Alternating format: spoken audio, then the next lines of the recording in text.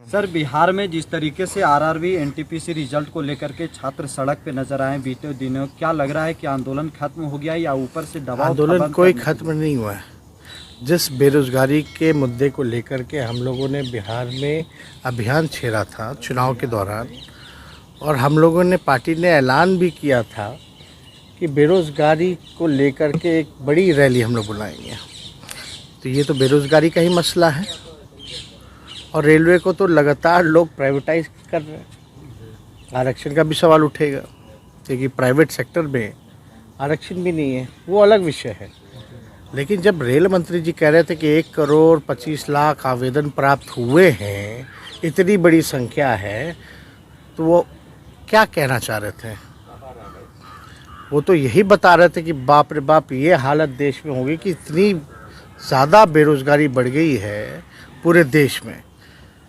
जब बिहार विधानसभा का नौकरी को लेकर के चपरासी का, ड्राइवर का, पियून का, क्लर्क का जब निकलता है बहाली, तो 5 लाख आवेदन जाते हैं। और वो आवेदन देने वाले कौन लोग होते हैं?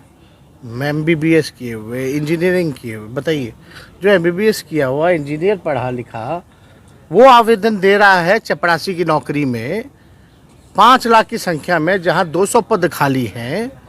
तो आप अंदाज़ा लगा सकते हैं कि देश में बेरोजगारी की स्थिति क्या है। ये 19 लाख वादा करके बताएं कितना नौकरी दिए या कितना क्रिएट किए। जिसका नौकरी भी था वो भी चला गया।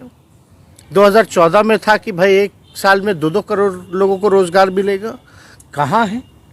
और आज जब अपने अधिकार के लिए छात्र, नौजवान जब मांग रख रहे हैं, आंदोलन कर रहे हैं, तो आप जो है लाठी डंडा बरसाने का काम कर रहे हैं।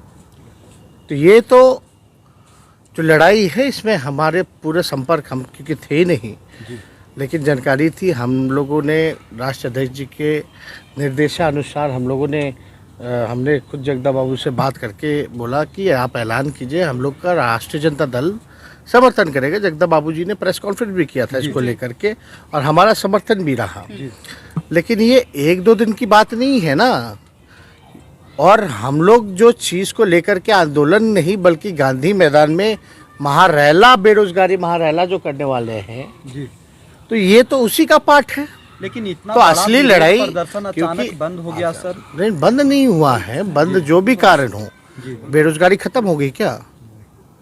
लोगों की परेशानी, दुख दर्द खत्म हो गया क्या? और ये तो हम लोगों का घोषणा था कि भाई मकर संक्रांति हो जाए, उसके बाद जो हम लोग करेंगे। फिर बीच में कोरोना की स्थिति आ गया था। लेकिन वाकई में सरकार जो है कहीं भी ध्यान नहीं दे पा रही।